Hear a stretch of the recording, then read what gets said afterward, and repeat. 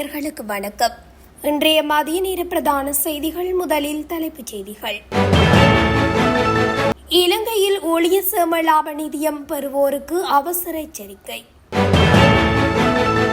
யாழில் 3 அடங்கிய குழுவினரால் வாழ்வெட்டு, ஒருவர் வைத்தியசாலையில் அனுமதி. நாட்டின் மீது படிப்படியாக நிலை பெற்று வரும் தென்மேற்கு பருவமழை மக்களுக்கு விசேட அறிவுறுத்தல். வாகன இறக்குமதி மத்திய வங்கி ஆளுநர் வெளியிட்ட அறிவிப்பு. 31ஆம் தேதி முதல் அனைத்து அரசு நிறுவனங்களில் வரும் தடை. யாழில் போலீஸ் விசாரணைக்கு சென்றவர் உயிரிழப்பு. மழையால் பாதிக்கப்பட்ட விவசாயிகளுக்கு விரைவில் இழப்பீடு. இளம் குடும்பஸ்தர் கொடூரமான முறையில் வெட்டி கொலை. கொழும்பில் விசேட போக்குவரத்து திட்டம் சாரதிகளுக்கு போலீசார் வழங்கியுள்ள முக்கிய அறிவுறுத்தல். வெள்ளத்துக்கு பின் நீர்வழி நோய்கள் பரவும் அபாயம். தொடர்பென விரிவான செய்திகள். வரி செலுத்துவோர் அடையாள எண் பெறுவோருக்கு உள்நாட்டு இறைவரி திணைக்களம் அவசர எச்சரிக்கை விடுத்துள்ளது. அதன்படி தவறான தகவல்களை சமர்ப்பித்து வரி செலுத்துவோர் அடையாள எண்ணை பெறும் நபர்கள் மீது சட்ட நடவடிக்கை எடுக்கப்படும் என உள்நாட்டு இறைவரி திணைக்களம் தெரிவித்துள்ளது. இதேவேளை இன்று வரை வரி செலுத்துவோர் அடையாள எண்ணுக்காக பதிவு செய்த நபர்களின் எண்ணிக்கை 13 மில்லியனை தாண்டியுள்ளதாக தெரிய வருகிறது. வரி செலுத்துவோர் அடையாள எண் என்பது இலங்கையில் உள்நாட்டு இறைவரி திணைக்களம் வழங்கும் தனித்துவமான அடையாள எண்ணாகும். வரி தொடர்பான செயற்பாடுகள், வருமான வரி தாக்கல், வேலைவாய்ப்பு, வங்கி பரிவர்த்தனைகள், இறக்குமதி, ஏற்றுமதி போன்றவற்றுக்கு இது கட்டாயம் தேவைப்படுகின்றமை குறிப்பிடத்தக்கது. யாழில் 3 அடங்கிய குழுவினரால் மேற்கொள்ளப்பட்ட வாழ்வெட்டு தாக்குதலில் ஒருவர் படுகாயமடைந்த நிலையில் யாழ் போதனா வைத்தியசாலையில் அனுமதிக்கப்பட்டுள்ளார். குறித்த சம்பவம் ஞாயிற்றுக்கிழமை பிற்பகல் நெல்லியடி பேருந்து நிலையத்தில் இடம்பெற்றுள்ளது. இந்த சம்பவத்தில் ராஜகிராமம் ஆண்டாள் வளவு கரவட்டி பகுதியைச் சேர்ந்த 28 வயதுடைய இளைஞர் படுகாயமடைந்துள்ளார். இதையடுத்து பருத்தித்துறை ஆதார வைத்தியசாலையில் அனுமதிக்கப்பட்ட நபர் மேலதிக சிகிச்சைக்காக யாழ் போதனா வைத்தியசாலைக்கு மாற்றப்பட்டுள்ளார். குறித்த நபரை 3 அடங்கிய குழுவினர் கூறிய ஆயுதங்களால் சரமாரியாக வெட்டி காயப்படுத்தியுள்ளதாக தெரியப்படுத்தப்படுகிறது. நாட்டின் தென்மேற்கு பருவப்பேச்சு மழை நிலைமை படிப்படியாக தாபிக்கப்பட்டு வருகின்றதாக வளிமண்டலவியல் திணைக்களம் தெரிவித்துள்ளது. இன்றைய தினத்திற்கான காலநிலை தொடர்பில் வெளியிடப்பட்டுள்ள அறிவிப்பில் இந்த விடயம் தெரிவிக்கப்பட்டுள்ளது. மேல் சப்ரகமுவ, மத்திய மற்றும் வடமேல் மாகாணங்களிலும் காலி மற்றும் மாத்தறை மாவட்டங்களிலும் அவ்வப்போது மழையோ அல்லது இடியுடன் கூடிய மழையோ பெய்யக்கூடிய சாத்தியம் காணப்படுகின்றது. வடக்கு மாகாணத்திலும் அனுராதபுரம் மற்றும் அம்மாந்தோட்டை மாவட்டங்களிலும் பல தடவைகள் மழை பெய்யும் என எதிர்பார்க்கப்படுகின்றது. ஊவா மற்றும் கிழக்கு மாகாணங்களிலும் புலனறுவை மாவட்டத்திலும் சில இடங்களில் பிற்பகல் 2 மணிக்கு பின்னர் மழையோ அல்லது இடியுடன் கூடிய மழையோ பெய்யக்கூடிய சாத்தியம் காணப்படுகின்றது. மத்திய மலைநாட்டு மேற்கு சரிவு பகுதிகளிலும் வடக்கு, வடமத்திய மற்றும் வடமேல் மாகாணங்களிலும் ஹமாந்தோட்டை மாவட்டத்திலும் அவ்வப்போது மணத்தியாலத்துக்கு 30 தொடக்கம் 40 கிலோமீட்டர் வரையான வேகத்தில் ஓரளவு பலத்த காற்று வீசக்கூடும் என எதிர்பார்க்கப்படுகின்றது. இடியுடன் கூடிய மழை பெய்யும் வேளைகளில் அப்பிரதேசங்களில் தற்காலிகமாக வீசக்கூடிய பலத்த காற்று மற்றும் மின்னல் தாக்கங்களினால் ஏற்படக்கூடிய பாதிப்புகளை குறைத்துக் கொள்ள தேவையான முன்னெச்சரிக்கை நடவடிக்கைகளை எடுத்துக்கொள்ளுமாறு பொதுமக்கள் அறிவுறுத்தப்படுகின்றார்கள். 2026ஆம் ஆண்டில் இலங்கையில் வாகன இறக்குமதிக்காக அதிகளவிலான அந்நிய செலாவணி செலவிடப்பட வாய்ப்புள்ளதாக இலங்கை மத்திய வங்கியின் ஆளுநர் நந்தலால் வீரசிங்க தெரிவித்துள்ளார். ஊடகவியலாளர் சந்திப்பொன்றில் வைத்து அவர் இந்த விடயத்தை கூறியுள்ளார்.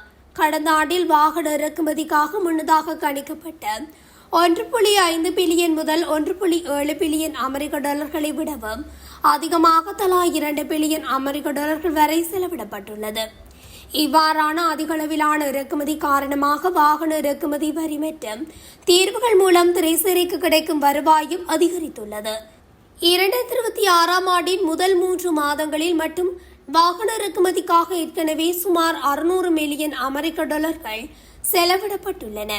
தற்போது நிலவும் இதே போக்கு இந்த ஆண்டின் எஞ்சிய மாதங்களிலும் தொடருமானால் 2026ஆம் ஆண்டின் இறுதிக்குள் மொத்த வாகன இறக்குமதி செலவு தோராயமாக 2.4 பில்லியன் அமெரிக்க டாலர்களை எட்டக்கூடும்.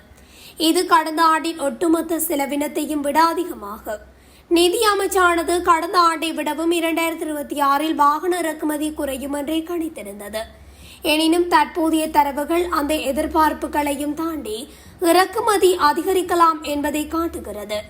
இருப்பினும் இந்த வாகன இறக்குமதி அதிகரிப்பானது அரசாங்கத்தின் வருவாய் இலக்குகளில் எந்த ஒரு எதிர்மறையான தாக்கத்தையும் ஏற்படுத்தும் என்பதற்கான அறிகுறி எதுவும் தற்போது வரை இல்லை எனவும் அவர் சுட்டிக்காட்டியுள்ளார். அனைத்து அரசு நிறுவனங்களிலும் ஒருமுறை பயன்படுத்தும் பிளாஸ்டிக் தண்ணீர் போத்தல்களை கொள்வனவு செய்வதற்கும் பயன்படுத்துவதற்கும் தடை விதிக்க அரசு நடவடிக்கை எடுத்துள்ளது. பொது நிர்வாக மாகாண சபைகள் மற்றும் உள்ளாட்சி மன்ற அமைச்சகத்தின் செயலாளரின் கையொப்பத்துடன் வெளியிடப்பட்ட சுற்றறிக்கையில் இந்த விடயம் தெரிவிக்கப்பட்டுள்ளது.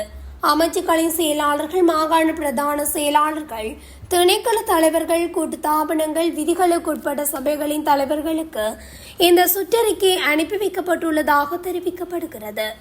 இந்த சுற்றறிக்கையின்படி எதிர்வரும் மே மாதம் 31ஆம் தேதி முதல் அனைத்து அரசு நிறுவனங்களிலும் ஒருமுறை மட்டுமே பயன்படுத்தப்படும் பிளாஸ்டிக் தண்ணீர் போத்தல்களை கொள்வனவு செய்வதும் பயன்படுத்துவதும் முழுமையாக நிறுத்தப்பட வேண்டும்.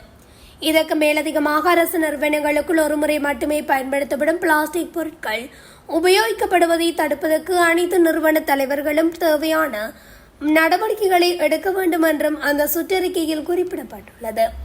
இந்த புதிய சுற்றறிக்கைக்கு மேலதிகமாக கடந்த வருடத்தின் ஏப்ரல் மாதம் 2ஆம் தேதி வெளியிடப்பட்ட பொது நிர்வாக சுற்றறிக்கையில் உள்ள விதிகளும் தொடர்ந்து நடைமுறையில் இருக்கும் என்று பொது நிர்வாகம், மாகாண சபைகள் மற்றும் உள்ளூராட்சி அமைச்சு குறிப்பிட்டுள்ளது. அதற்குமே அனைத்து அரசு நிறுவனங்களும் 3R கருத்தாக்கத்துக்கு இணங்க செயல்பட வேண்டும். அதாவது கழிவுகளை குறைத்தல், மீண்டும் பயன்படுத்துதல் மற்றும் மறுசுழற்சி செய்தல் ஆகியவற்றை மேற்கொள்ள வேண்டும். இந்த சுற்றறிக்கையானது சுற்றாடல் அமைச்சின் உடன்பாட்டுடன் வெளியிடப்பட்டுள்ளதாக பொது நிர்வாக, மாகாண சபைகள் மற்றும் உள்ளூராட்சி அமைச்சு மேலும் தெரிவித்துள்ளது. யாழ்ப்பாணத்தில் போலீஸ் விசாரணைக்கு அழைக்கப்பட்ட நபர் போலீஸ் நிலையத்தில் மயங்கி விழுந்து உயிரிழந்துள்ளார். சம்பவத்தில் நாவாந்துறை பகுதியைச் சேர்ந்த சுரேஷ்குமார் என்பவரே உயிரிழந்துள்ளார். விசாரணைக்காக நேற்றைய தினம் யாழ்ப்பாணம் தலைமை போலீஸ் நிலையத்திற்கு சுரேஷ்குமார் அழைக்கப்பட்ட நிலையில் போலீஸ் நிலையம் சென்றிருந்த நிலையில் திடீரென மயங்கி விழுந்துள்ளார். அவரை போலீசார் உடனடியாக மீட்டு யாழ் போதனா வைத்தியசாலையில் அனுமதித்த போதிலும் சிகிச்சை பலனின்றி உயிரிழந்துள்ளார்.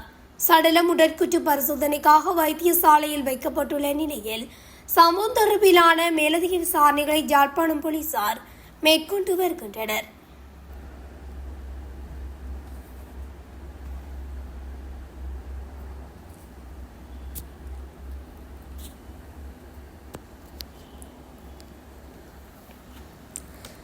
சீரற்ற காலநிலை மற்றும் கடும் மழையால் பாதிக்கப்பட்டுள்ள விவசாய நிலங்களுக்கான இழப்பீடுகளை வழங்கும் நடவடிக்கைகள் விவசாய மற்றும் விவசாய காப்புறுதி சபையின் ஊடாக முன்னெடுக்கப்படவுள்ளதாக பிரதியமைச்சர் நாமல் கருணாரத்ன தெரிவித்துள்ளார்.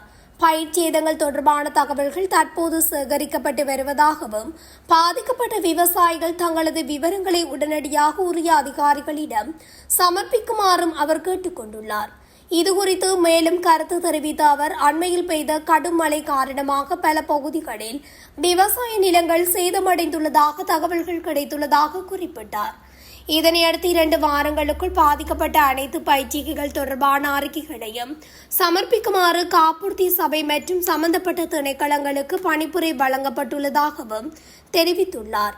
பாதிக்கப்பட்ட வயல் நிலங்கள் மற்றும் விவசாயிகளின் முழுமையான விவரங்கள் கிடைத்தவுடன் மிக குறுகிய காலத்திற்குள் இழப்பீடுகளை வழங்க நடவடிக்கை எடுக்கப்படும் எனவும் அவர் உறுதியளித்தார்.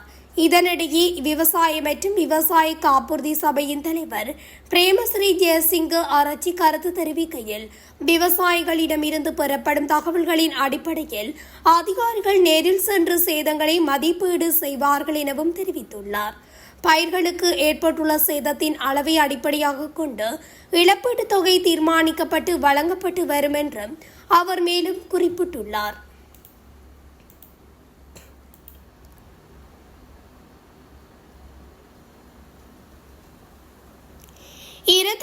எகலியகொட பொல்வத்தை கடை சந்திப்புக்கு அருகில் நபரொருவர் கொடூரமான முறையில் வெட்டி கொலை செய்யப்பட்டுள்ளதாக போலீசார் தெரிவித்துள்ளனர். இவ்வாறு கொலை செய்யப்பட்டவர் அவிசாவளையைச் சேர்ந்த நுவன் புத்திகர் ராஜபக்ச என்ற திருமணமான 33 வயதான சுரங்க தொழிலாளி என போலீசார் குறிப்பிட்டுள்ளனர். குற்றவாளிகள் ஸ்கூட்டர் ரக மோட்டார் சைக்கிளில் தப்பி சென்றுள்ளதாக தகவல் கிடைத்துள்ளதாகவும் போலீசார் தெரிவித்துள்ளனர். கொலை செய்யப்பட்ட நபரின் கழுத்து பகுதியில் ஏற்பட்ட கடுமையான வெட்டுக்காயங்கள் காரணமாக அதிக அளவில் ரத்தம் வெளியேறியுள்ளது. அத்துடன் அவரது காலிலும் வெட்டுக்காயங்கள் காணப்பட்டதாக போலீசார் கூறியுள்ளனர். கைது செய்யப்பட்ட சந்தேக நபரை கைது செய்வதற்கான மேலதிக விசாரணைகளை போலீசார் மேற்கொண்டு வருகின்றனர். கொழும்பில் இன்று நடைபெறவுள்ள 17வது தேசிய ராணுவ வெற்றி தின நிகழ்வினை முன்னிட்டு விசேட போக்குவரத்து திட்டம் நடைமுறைப்படுத்தப்பட்டுள்ளதாக போலீசார் பொதுமக்களுக்கு அறிவித்துள்ளனர். 17வது தேசிய ராணுவ வெற்றி தின நிகழ்வு இன்று ஜனாதிபதி அனுரகுமார திசாநாயக்க தலைமையில் நாடாளுமன்ற விளையாட்டு மைதானத்தில் போர் வீரர்கள் நினைவு தூவிக்கு அருகில் நடைபெறவுள்ளது. இவ்விழா நடைபெறும் காலப்பகுதியில் நாடாளுமன்ற வீதி மற்றும் அதனை சூழவுள்ள பகுதிகளில் நடைமுறைப்படுத்தப்படவுள்ள விசேட போக்குவரத்து திட்டம் குறித்து போலீசார் பொதுமக்களுக்கு அறிவுறுத்தியுள்ளனர். அதற்கமைய இன்று மாலை 3:30 மணி முதல் கொழும்பிலிருந்து வெளியேறும் வாகனங்கள் பொல்துவ சந்தியிலும் கொழும்புக்குள் நுழையும் வாகனங்கள் கேகேம் சந்தியிலும் கட்டுப்படுத்தப்பட பின்வரும் மாற்று வழிகளை திருப்பி விடப்படும் என அறிவிக்கப்பட்டுள்ளது.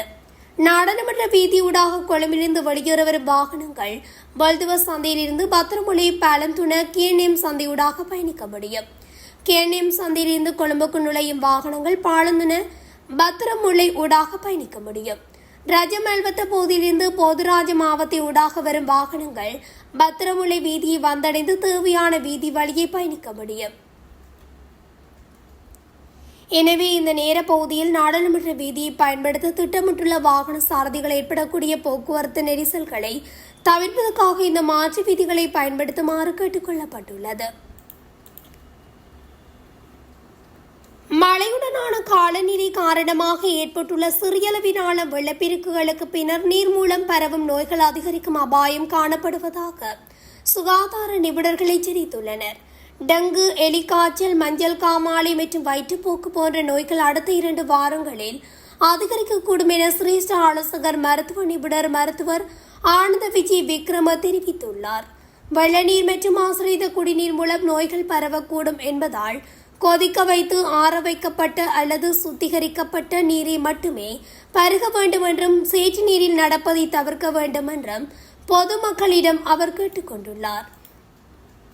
இத்துடன் தமிழொலியின் இன்றைய மதிய நேர பிரதான செய்திகள் நிறைவடைகின்றன. தொடர்ச்சியாக செய்திகளை அறிந்து கொள்ள தமிழொலி ஊடகத்துடன் இணைந்திருங்கள். நன்றி, வணக்கம். தமிழொலி ஒரே பார்வையில் இன்றைய செய்திகளை உடனுக்குடன் தெரிந்து கொள்ள தமிழொலி யூடியூப் தளத்தை சப்ஸ்கிரைப் செய்து கொள்ளுங்கள். இந்த வீடியோ பிடிச்சிருந்தா லைக் பண்ணுங்க, கமெண்ட் பண்ணுங்க, ஷேர் பண்ணுங்க.